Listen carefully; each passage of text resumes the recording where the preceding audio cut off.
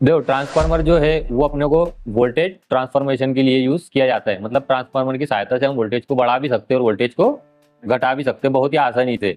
जैसे डीसी के अंदर ये काम बहुत मुश्किल होता है, डीसी वोल्टेज को बढ़ाना घटाना, लेकिन एसी में बहुत ही आसान है। और किसकी मदद से? ट्रांसफार्मर की मदद से। तो यहाँ पर अभी हम क्या करेंगे, 220 वोल्ट देंगे और 12 वोल्ट आउटपुट लेंगे, यानी कि हम जो ट्रांसफार्मर बनाएंगे वो रहेगा स्टेप डाउन ट्रांसफार्मर। अगर हमको स्टेप अप ट्रांसफार्मर बनाना है तो फिर अपने को क्या करना पड़ेगा, सेकेंडरी में जो टर्न है वो ज़्यादा लेना पड़ेंगे प्राइमरी के मुकाबले में, तब वो प्राइमरी से भी ज़्यादा वोल्टेज अपने को देगा सेकेंडरी में, तो फिर उसको हम बोलेंगे स्टेप अप ट्रांसफार्मर। ठीक, ट्रांसफार्मर जो है वो म्यूचुअल इंडक्टेंस के ऊपर कार्य करता है। मतलब एक वाइंडिंग को हम सप्लाई देते हैं, उसके द्वारा मैग्नेटिक फील्ड पैदा होती है और उसके सानिध्य में दूसरी वाइंडिंग को रखते हैं तो वो दूसरी वाइंडिंग के अंदर वोल्टेज उत्पन्न होते हैं, उसको बोलते हैं हम म्यूचुअल इंडक्शन। चलो आज छोटे ट्रांसफार्मर की वाइंडिंग करने का प्रैक्टिकल देखेंगे। अब इसके लिए हमको क्या क्या सामग्री की आवश्यकता होती है वो देख लेते हैं। सबसे पहले अपने को लगेगा वाइंडिंग के लिए वायर। तो जो हम प्राइमरी वाइंडिंग लपेटेंगे उसके लिए अपने को लगेगा तकरीबन 35, 36 या 37 गेज का वायर। उसके बाद ये सेकेंडरी के लिए हम लेंगे 22 गेज का वायर। ठीक है, उसके बाद अपने को लगेंगे बॉबिन, तो इसके ऊपर हम प्राइमरी और सेकेंडरी वाइंडिंग को लपेटेंगे। उसके बाद अपने को चाहिए ये ई और आई लेमिनेटेड पट्टियाँ, इसके द्वारा हम बनाएंगे एक स्टैंपिंग जो हमारा कोर का काम करेंगे। उसके बाद ये अपने इसको पैकिंग करने के लिए ट्रांसफार्मर की फ्रेम, ये मार्केट के अंदर ये पट्टियाँ बहुत सारी अवेलेबल है अलग अलग साइज़ की, और इसके साइज़ के हिसाब से इसके वाइंडिंग के टर्न वगैरह कैलकुलेट करना पड़ते हैं। उसके बाद इनके टर्मिनल सोल्डिंग करने के लिए अपने को लगेगा सोल्डर वायर, स्लीव, और टर्मिनल का कनेक्शन निकालने के लिए अपने को लगेंगी ये वायर। उसके बाद वाइंडिंग लपेटने के लिए अपने को लगेगा वैक्स पेपर, कॉटन पेपर और सेलो टेप यहाँ पर अपने पास अवेलेबल है। सोल्डिंग करने के लिए फ्लक्स, सोल्डिंग गन और कुछ tools, plier, wire stripper, tester वगैरह, और मेजरमेंट के लिए अपने को लगेंगी एक स्केल। तो चलो अभी हम देखेंगे कि इस बॉबिन के ऊपर अपने को वाइंडिंग करने के लिए कुछ डाटा की आवश्यकता रहेगी, है ना। अपन अंदाजे टर्न नहीं लपेट सकते, तो उसके लिए अपने को कैलकुलेशन करना पड़ेगा। तो उसके लिए हम जो ट्रांसफार्मर बनाने के लिए 42 का जो रूल है उसको यूज़ करेंगे, है ना। तो उसके अंदर हम क्या करेंगे कि जो अपनी कोर रहेंगी, ये बॉबिन है, बॉबिन के अपनों को 42 जो रूल है उससे अपन क्या करते हैं, अपना बॉबिन का एरिया है उसको डिवाइड कर देते हैं। बराबर, एरिया कैसे निकालते हैं अपन, लंबाई गुना चौड़ाई, है ना। तो इसकी लंबाई और चौड़ाई अपन पता कर लेंगे, तो अपन ये जो बीच में की पट्टी है जिसके ऊपर बॉबिन फिट होती है, तो डायरेक्टली इसको ही मेजर कर लेते हैं। बराबर, तो यहाँ पर इसका मेजरमेंट करेंगे तो इसकी जो चौड़ाई है वो है तकरीबन 16 mm, यानी कि 1.6 सेंटीमीटर, है ना। और इसकी लंबाई है तकरीबन 2.4 सेंटीमीटर। बराबर, तो अब ये लंबाई और चौड़ाई को हम क्या करेंगे, गुना कर देंगे, तो ये आएगा तकरीबन 3.84। तो ये क्या निकला, अभी इसका एरिया निकला।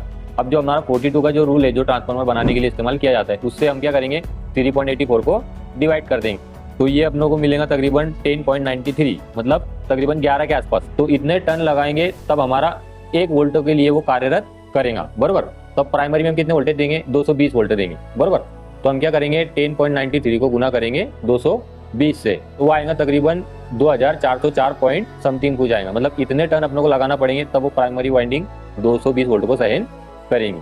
ठीक है, तो पहले हम क्या करते हैं, प्राइमरी वाइंडिंग को कंप्लीट करेंगे, उसके बाद हम जब सेकेंडरी वाइंडिंग लपेटेंगे तब सेकेंडरी का डाटा कैलकुलेशन के हिसाब से जब अपन तय करेंगे। तो ये जो हमारा 35 गेज का जो वायर है इसके ऊपर वार्निश होती है। अगर अभी अपन इसको चालू वायर को भी सब पकड़ लेंगे तो अपने को करंट नहीं लगेगा। क्यों नहीं लगेगा, क्योंकि इसके अंदर अचालक आवरण है, ये वार्निश जो है ना ये इसके ऊपर चढ़ा देते हैं। तो अपनों को सोल्डिंग करके टर्मिनल निकालना है ना, तो उसके लिए अपनों को इसके ऊपर की जो वार्निश है उसको निकालना पड़ेगा। पॉलिश पेपर से इसको हम क्या करेंगे, घस लेंगे अच्छे से ताकि इसके ऊपर की वार्निश निकल जाए।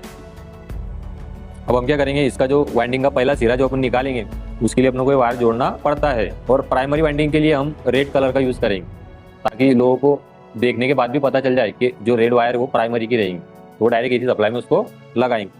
और सेकेंडरी के लिए ब्लैक वायर का यूज़ करेंगे। चलो इसको अभी हम सोल्डिंग अच्छे से कर लेंगे फ्लक्स वगैरह लगा के।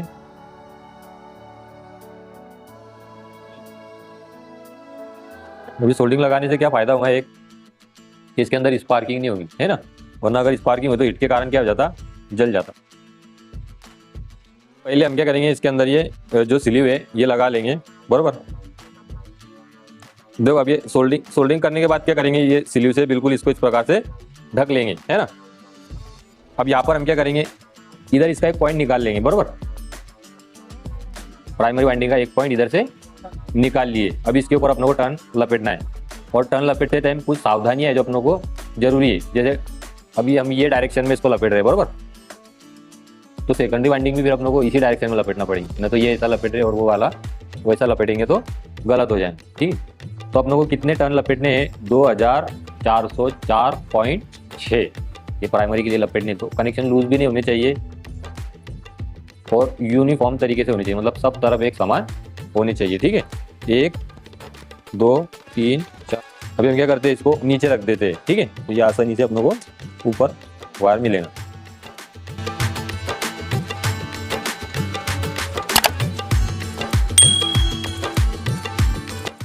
चलो यहाँ पे हमारे 2404.6 यानी कि कुछ 1-2 टर्न हमने अधिक ले लिया है इसके अंदर। ये हमारी प्राइमरी वाइंडिंग कंप्लीट हो चुकी है। अभी इसके ये एक सिरा और हम सोल्डिंग करके इसको निकाल लेंगे तो हमारी प्राइमरी वाइंडिंग के 2 टर्मिनल हो जाएंगे। इसके ऊपर जो वार्निश है इसको अच्छे से साफ कर लेना है।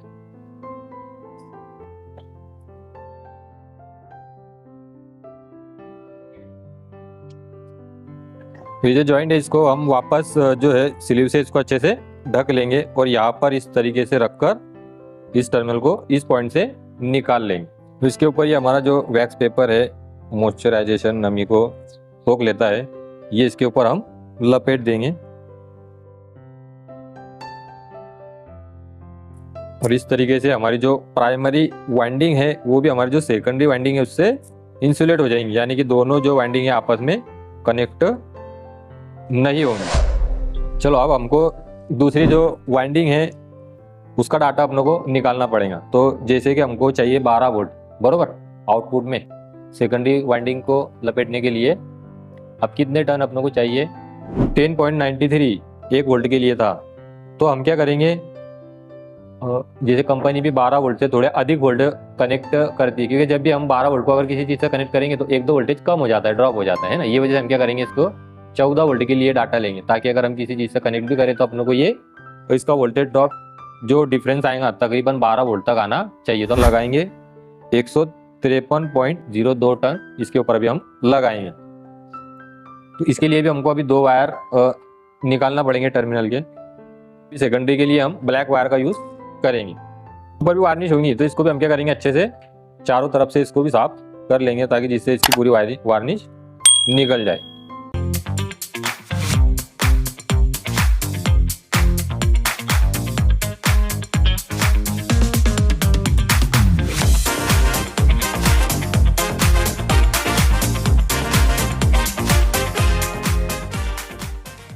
अब हम सेकेंडरी के जो टर्मिनल है वो इस साइड से निकालेंगे बरोबर, प्राइमरी के इस साइड निकाले ना, अभी सेकेंडरी के टर्मिनल हम इधर के साइड से निकालेंगे और इस पर हम तकरीबन 154 के आसपास टर्न लगाएंगे। देखो अभी हमने प्राइमरी के अंदर टर्न इधर से लगाए थे बरोबर, तो इसमें भी टर्न अपने को वही साइड से लगाना है। अगर उल्टे लगाए तो गड़बड़ हो सकती। 2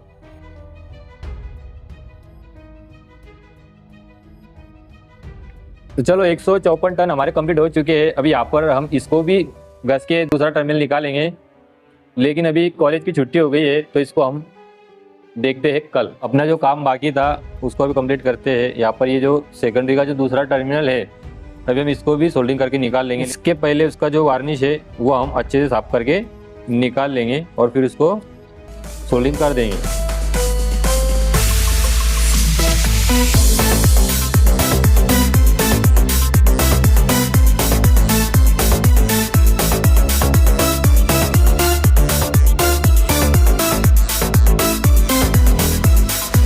चलो सेकेंडरी को भी अभी हम क्या करेंगे, इसके जो 2 टर्मिनल इस साइड से निकाल लिए हैं और अब इसको वैक्स पेपर से हम ढक देंगे।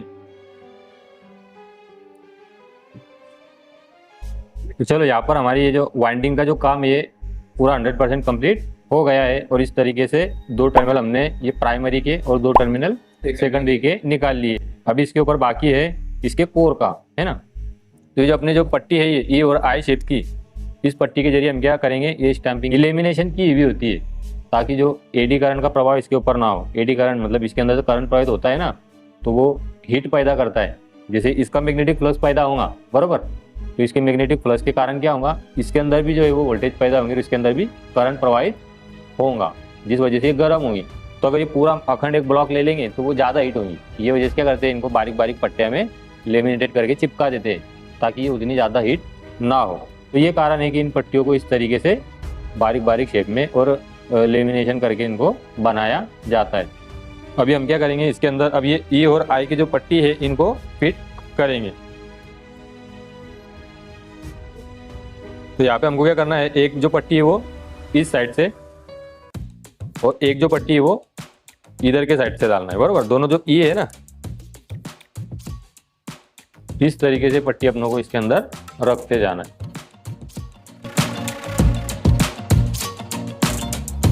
2 3 3 4 4 भी डाल सकते फटाफट, है ना, ऐसा कोई टेंशन की बात नहीं।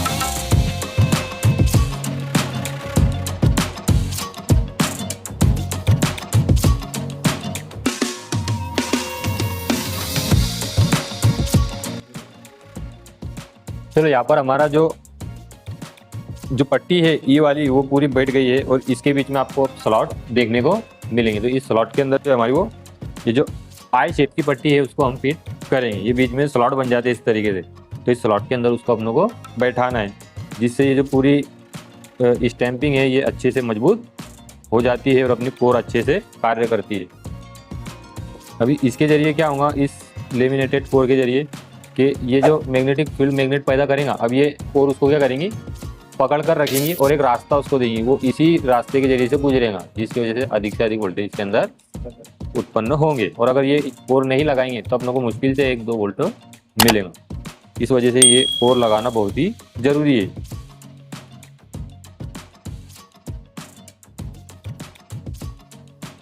अब ये एक साइड का अपना हो गया, ये दूसरे साइड की भी जो है कर देंगे।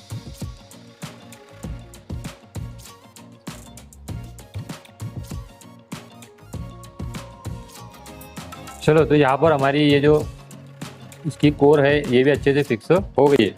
अब सिर्फ इसके वोल्टेज चेक करना बाकी है, ये कितने वोल्टेज उत्पन्न कर रही है। उससे पहले हम क्या करेंगे कि इसको जो इसकी फ्रेम है ट्रांसफार्मर की, उसमें इसको बैठा देंगे।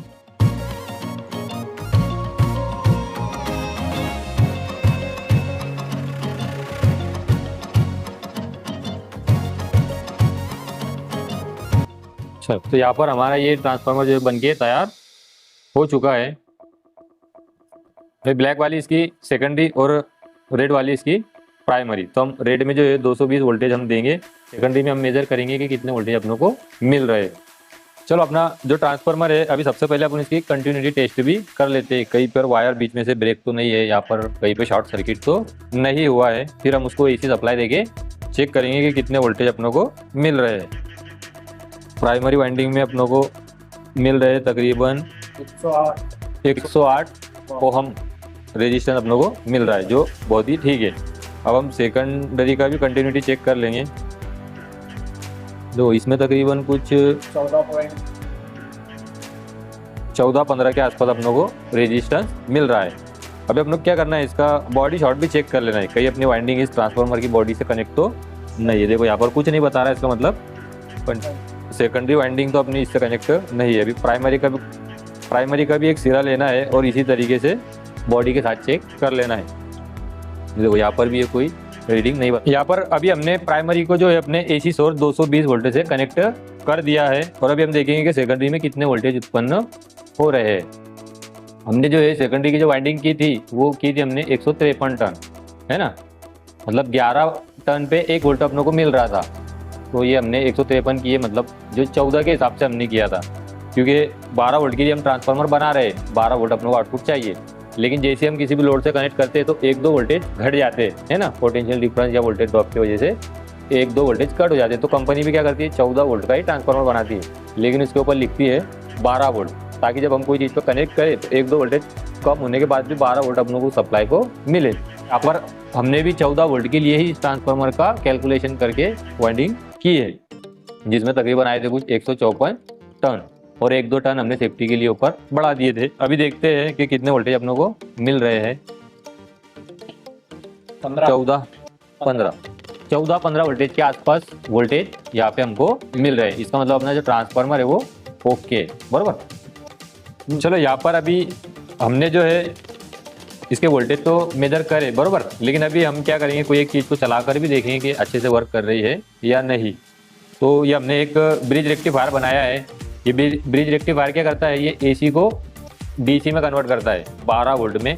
अभी हमारे जो 15 वोल्ट आ रहा है ना, ये एसी है, क्या है एसी। अभी ब्रिज रेक्टिफायर को क्या करेगा, डीसी कर देगा। तो अब यहाँ से अब हम डीसी 12 वोल्ट की कोई भी चीज़ आराम से चला सकते हैं, या फिर अपने घर की कोई बैटरी वगैरह उसको भी चार्ज यहाँ से कर सकते हैं। और अभी देखेंगे कि लाइट चालू होता है या नहीं। और देखो ये लाइट चालू हो गया है अभी। चलो, तो यहाँ पर आज हमने सीखा कि ट्रांसफार्मर को किस तरीके से वाइंडिंग की जाती है और उसके प्राइमरी में कितने टर्न कैसे कैलकुलेट करना है, सेकेंडरी के कैसे कैलकुलेट करना है, वो हमने सीखा। EI लेमिनेटेड पट्टी है, ये अपनों को मार्केट से भी अवेलेबल है, मिल जाती है। और बॉबिन अपन हाथ से भी बना सकते हैं। एक प्लास्टिक का कार्डबोर्ड लेके कट करके चौकोन डब्बी अपनों को बस बनाना है।